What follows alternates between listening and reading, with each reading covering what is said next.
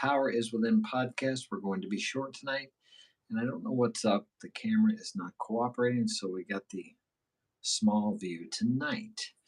My tech man's not here, so we're doing this on my small camera up here in the office or my gym or whatever you want to call it. Tonight, I was thinking about something that bothers me quite a bit. It's this there's two things actually, and I wondered if I should speak on them or not because we have to be careful on YouTube what we speak of because we have what we call censorship. We're not allowed to give our opinions about things, and they think that you guys aren't smart enough to figure out or to make your own opinion, so they have to make sure that what we say is congruent with what they want you to hear. So I'm always leery about what I talk about here and how I say it. So I think my viewers, all 1,651 of you, thank you for watching and joining. I think you're smart enough to figure out what I'm talking about without me directly having to say it. So the first thing at hand here is this. Of course, you guys know we've had this situation for the last 2 or 3 years, and we were told that if we just did this thing, how would I say it? If we just put this thing in our arm, that would stop it and it would keep you from giving it to other people. And if you didn't do that, you were really kind of a cad and a jerk, and you didn't care about other people's welfare. So this was the solution to this terrible problem that was just ravaging the world. Well, at least that's what the media wanted us to think. They wanted us to believe that, and they promoted that, and they made it look that way. And unfortunately, many people were very afraid. Was I afraid? Well, I mean, at first I was a little nervous about it, but I tried to observe what was going on around me. I don't watch the news, although I did hear some of it and I watched a clip here and there. And I looked for the information as far as how many people were passing away as compared, excuse me, as compared to the people who had passed away in previous years around the same time. And also considering how many people there were in the world and what percentage of people they were claiming were passing away from this terrible situation that had overcome the world. And when I started looking at the numbers, it just didn't add up. But I understand if you watch the news, they had you thinking that every time you went outside, you probably seen 5, 6, 10, 15 people laying in the streets, coughing and choking and passing away right in front of your very eyes. Well, I never saw any of that. All I saw was the news telling us that this was happening, dramatizing things, making a big drama out of everything, putting fear into almost everybody. And as I said, I was a little nervous at first, but I didn't see these things coming to pass. Some of my friends had contracted this terrible thing they spoke of on the news, and they seemed to get by just fine. And the only people that I knew, or that they said had passed away from it, excuse me, I got these little flies in here. I don't know where they came from. I think I swallowed one earlier. um, was a 97-year-old woman, which is the mother of my best friend, and a good friend of mine who was younger than I, but he had wasted his lungs away uh, doing drugs in his earlier days when he was younger. So it just didn't add up from what they were saying. And I'm not a conspiracy theorist or anything like that. I know a lot of people were saying they were wanting to eliminate the population, et cetera, et cetera. I really didn't believe that. And as time passed on, then they finally come up with this solution, right? So everybody, I was going up to Hannibal one day, and man, there was a traffic jam, and I didn't know where it was. I couldn't get to the place. I was going to a meeting there, and I couldn't get to the place where I wanted to go. Like, what the heck? Fire trucks, police, people lined up in their cars. I'm like, what the heck is going on? So I went around there and I asked the policemen and firemen, I need to get to the building over there. How can I get to it? I said, what's going on here? And they said they were all lined up to get the cure. That many people were in a frenzy to get the cure. They were so afraid of this dreaded thing that had come upon the world that they were actually willing to do anything. But we all trusted. I had nothing against the cures that they offered before in the past, and nor did I have anything against this one other than the fact that it was pushed through very fast. I I've had all my my cures put in my arm through the years. One time, a few years back, I hit my head on a nail in an attic I was working in, so I went and got a tetanus shot. I mean, I believe in that, but I don't believe in rushing to cure a fear with something like that. Well, I can't say I wasn't afraid that I was going to get tetanus. My mom's sister actually died from that when she was young, my aunt. But it seemed like the smart thing to do. So that's what I did. I went and got that. So I'm not anti cure, I'll say it that way. But this just was done too quickly, and it just didn't make sense. The whole media campaign about everything that had been happening or that they said was happening. The whole world was actually shut down. And I thought, well, this is ridiculous. People were so afraid. What were they afraid of?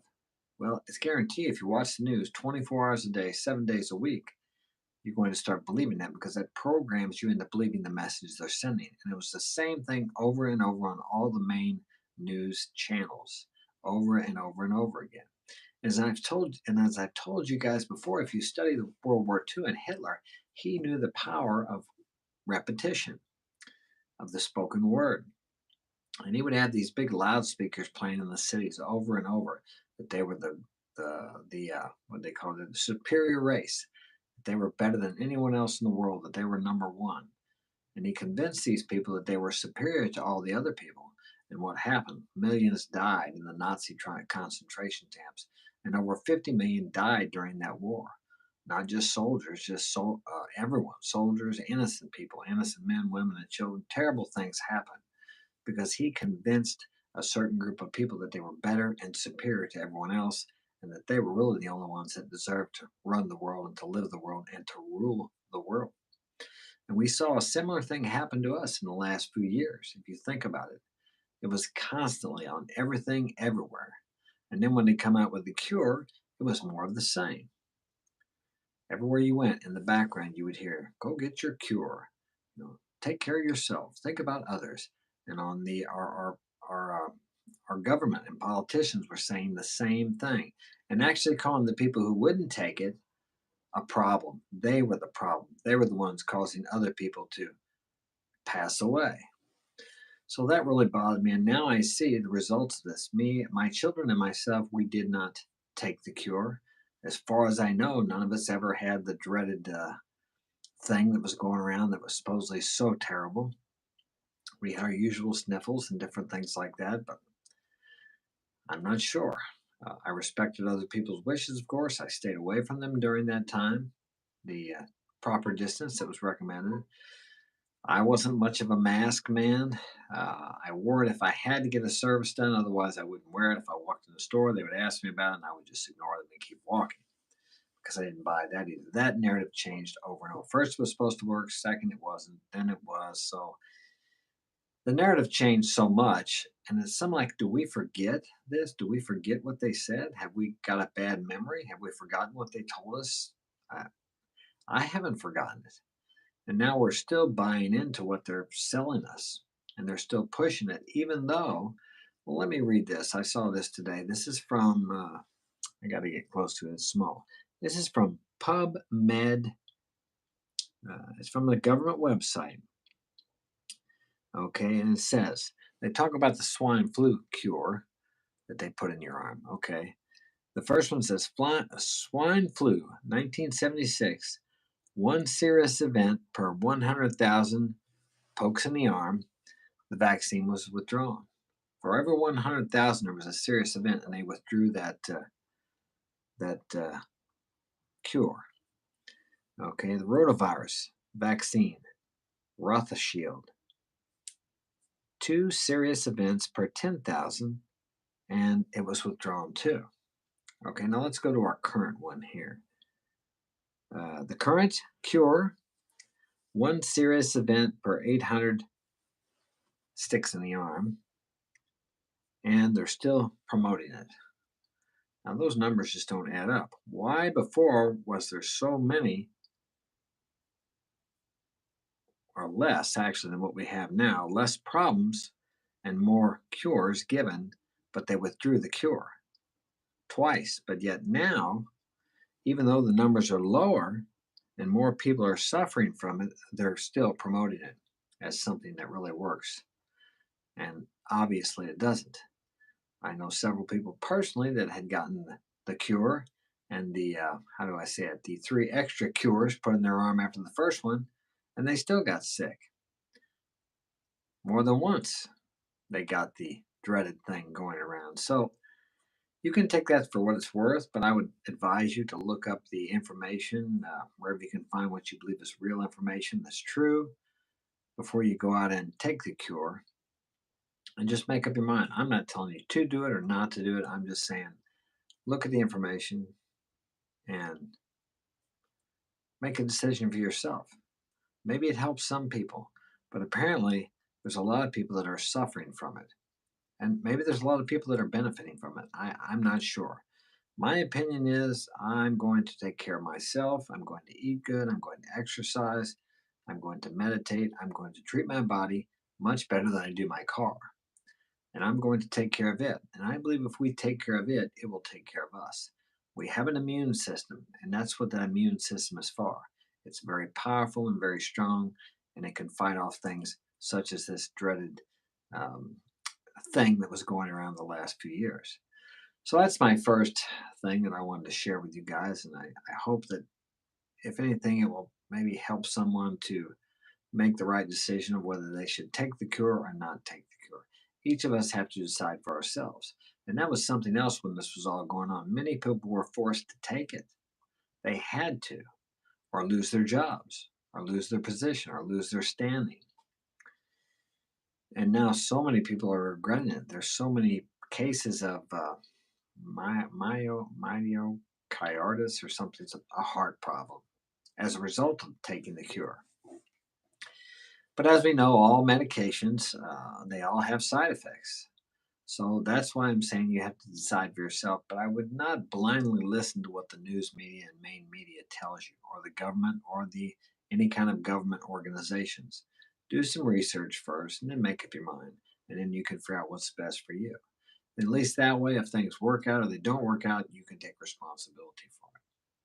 So that's all I have to say about that. Now, the second thing is this Tate deal.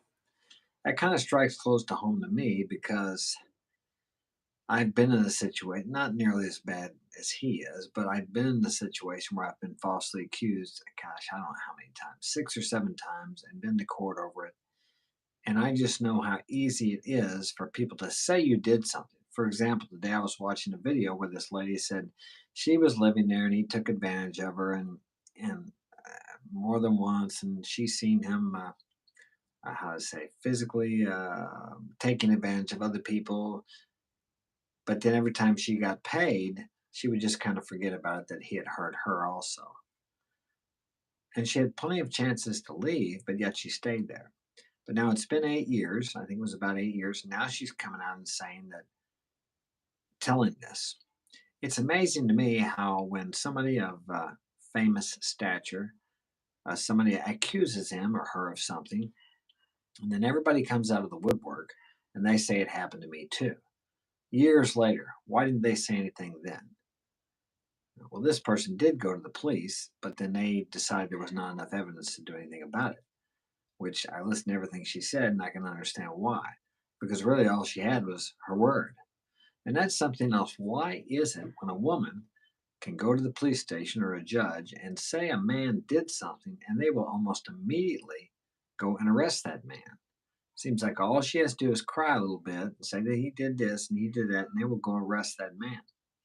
Turn that around to a man going and saying about a woman, they may go ask her some questions, but that's about all they're going to do. They certainly aren't going to take her to jail, but they will take a man to jail immediately. All she has to do is go in there and cry a little bit, maybe scratch herself a little bit. And if you don't think people do that, I guarantee you, I've seen them do it. Okay. So they will do it. And for you people who've never been involved in these situations, great. I'm glad you haven't. Hope you never are.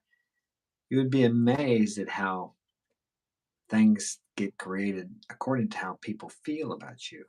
If there's people in the system that don't like you or they got a prejudice against you, they're the ones that write the reports and they write it down however they want to. You think, let's say they come up with evidence on Tate that he's guilty. I still won't, I probably won't believe it, but I would say you don't know what to believe because I've seen them create evidence. So it's easy to do.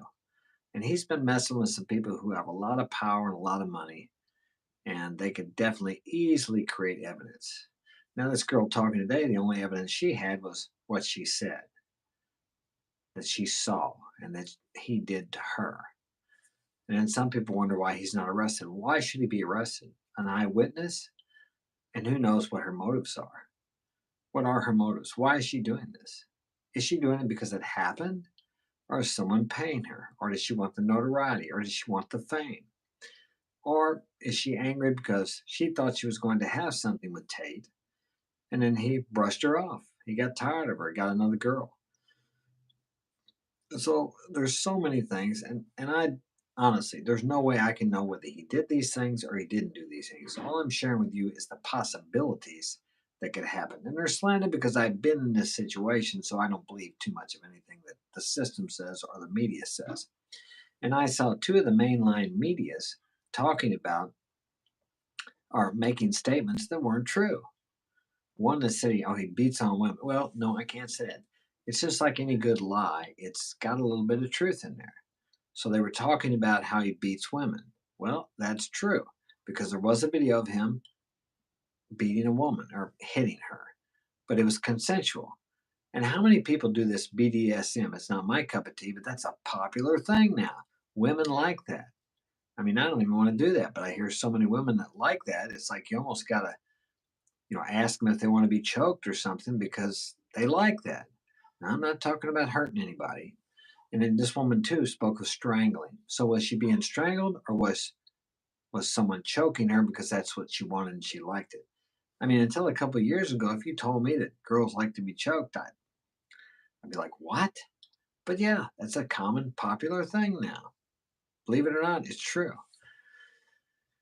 As I said, it's not my cup of tea, but I mean, if a woman wants that and enjoys that, and I'm not talking about choking well, but some of them I've heard even like from my young sons, not that they do it, but they say some of the girls like to be choked out till they pass out. Now they've never did it, but they know girls that have told them that. So where do you draw the line? Okay, you could say, yeah, he strangled us. Okay, did you want that? Did you enjoy that?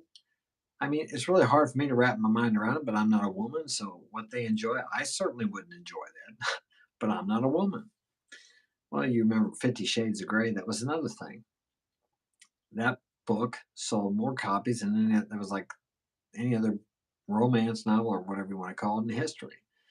And look at some of the things that this guy did to women.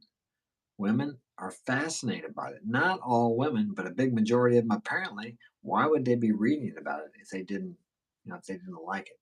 That was like a best-selling book, sold more books, as I said, than I don't know what, in I don't know how many years. So think about that. So when she's talking about those things, did she enjoy it at the time? And then later she's upset because the relationship ended? What is this phrase? Hell hath no fury as a woman scorned. And I've experienced that too. I had three women get up on a stand one time and lie about me. They were all three ex girlfriends, ex wives. There you go. Fortunately for me, I was fortunate. I was able to get out of it because I didn't do anything. Was I proven not guilty?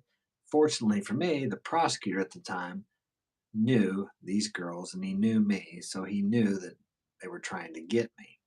But I was lucky. Some men are not so lucky. So I don't care if you got 6 or 10 women coming up there, and and that's something else. How many times have women come out and said, "I know women get hurt, and I know women get abused, and that's wrong. I don't do that. I agree that that should be punished." Okay, but how many times have women come up and said a man did something to them, and then later come back and said, "No, I just made it up," and the man goes to jail, or maybe he got out of it, and there's no repercussions for the women. Women want equal rights, then they need to take equal accountability. I understand people get upset, I understand people make mistakes, but you're talking about things that can put a man away from his kids, lose his job, lose everything he has, ruin his reputation. And the problem with these accusations is once they're made, even if he clears his name, it still tarnishes his reputation. So we need to have some. I've actually thought about talking to my representative, but they'd probably laugh at me. Why can't we make some accountability for this so that we don't have people making accusations? I mean, if it really happened, then they need to do it. But so many times they make them and they're not true. And the judges believe the woman. And here's one reason they do. Okay. Of course, you want to believe in the woman if it actually happened, but so many times it didn't happen. But if he doesn't believe her, and let's say he let's say he puts 50 men in jail. Okay, that's never going to come back on him. But let's say he lets one off, and by chance this one does end up hurting that woman, then he is scorned. He'll lose his job. It's safer for him to put 50 men out of their house than to allow one man to go free, we'll say, or to stay in his home when a possibility is there of him hurting the woman that he lives with, and then it comes back on the judge. So, looking at it from their point of view, because men and women are not equal, he knows that the man has the physical strength to hurt her. Better to put the man out of the house, safer for him, and actually safer for the woman too, because he doesn't know if it's true or not. So, for the benefit of the doubt, he puts the man out. And this happens all the time. It happened to me a couple, three times. They put orders against me, had to leave my house. And as I said the other day, she came right over to my house after she got the order, was laughing at me about it. That was a pretty hard pill to swallow. Now, looking back, I'm glad it all happened because it helped me. It helped me grow and become the man I am today.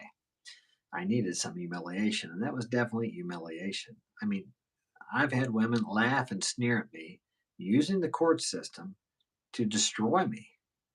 And they knew they were doing it. They knew they were dishonest, but they got off on just ruining me. And they had, yeah, okay, it's pretty tough.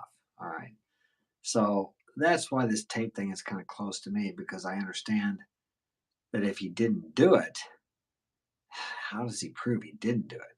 And some of you might think, well, if he gets a good lawyer, he's got money. No, if the system is after him, they can create evidence to convict him. It's just that simple. And if you think the justice system is just, then you haven't been involved in it. Now, sometimes that's good. Life isn't fair. Sometimes that works to our advantage. When I came back, I was able to get my son was born in Latin America. He didn't have my last name. I was told by two lawyers that I couldn't get him. And then when we were in court, I was going through the divorce, and my ex wasn't there. And they asked me if I was asking for custody of all my minor children, which there were six of them. And they mentioned the youngest child's last name, which is the one that was born when we were separated. I knew it was my kid because I had the DNA test. And I looked at the lawyer when he said, well, "You're asking for custody of your minor child," said his name. And I'm looking at him like, "What?" And he said, "Just shake your head. Yes." I said, okay. So I said, yes. And then I was given custody of my son. And with that order, I was able to bring him up here from Latin America, even though I wasn't there. And I had been told by the embassy that I had to be there to bring him up. So that worked in my favor. Now, I don't know what they did, but they did it. And so I'm not saying they broke any laws, but I don't understand how they were able to do it when I was told they couldn't do it. So that time, the justice system worked in my favor because a judge can decide to pretty well do whatever he wants to. He's a god when he's on that stand. So if you broke the law or haven't broke the law, it's up to him to decide whether or not to make you comply to that or to punish you accordingly or to let you go. I mean, an example of that would be like, let's say you're going down the road 100 miles an hour. Okay, that's definitely against the law. And in my state, that's automatic jail time. It's something like attempted vehicular manslaughter. But if you're taking your son there who's bleeding to death, the judge, of course, has the right to waive that and say, "Hey, I understand you were going fast because your son was dying, and he doesn't have to convict you or let you off." So that's what the power of the judge has in those situations. And I might have told you before I was in another situation where it didn't work well for me, and I had evidence to prove my innocence, and the judge would not let me produce or how do I say submit the evidence. And legally, he was supposed to. He wouldn't do it. He didn't have to. So there you go. He can do what he wants to in there. And no, you can appeal it, but then it's going to cost you a lot of money. And the appellate courts above do not like to overturn the rulings of the lower. the lower court system. So, and you better have thousands, hundreds of thousands of dollars, which I had at the time, and which I don't have anymore because I spent it all there. So anyway, that's just kind of how it went. And make sure when you get hooked up with a woman, you get hooked up with a good woman because a bad one can drag you down. But that's your choice, and I made the choices, so I have no one to blame but myself. But listen to this: the more you take responsibility for your own actions, your situations, the less victim you are. And a victim can't accomplish anything. They just always go from victimhood to victimhood. But if you take accountability, take responsibility, and realize that you created these situations for your good to help you grow, and that's what we're all here for, is to grow. It's not about what you get or what you achieve, it's about what you become while you're trying to achieve or trying to get whatever it is you want. And try to remember that because that's very important. Well, that's all I have time for today. I want to thank you guys for joining me. And maybe next week, I'm trying to have a guest next weekend. I got Rosemond. Well, he's the author of True Male Nature 101. He's going to be on in a future Saturday. And I hope to have some more guests soon. I had a woman from Brazil I was going to have on here, but we couldn't get together yet. It sounds like my boys are home, so I'm going to get off here because they're noisy as hell. Take care. Padre?